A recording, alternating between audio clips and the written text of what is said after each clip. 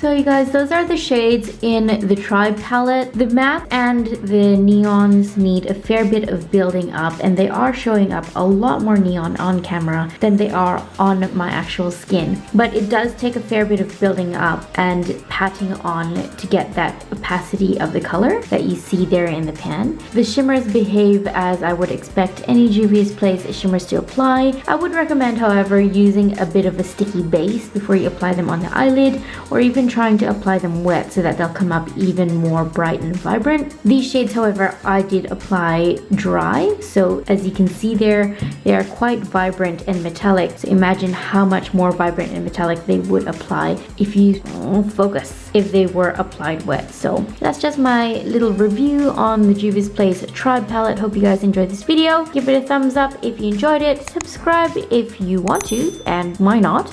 And thank you guys so much for watching. I'll see you in my next video. Bye!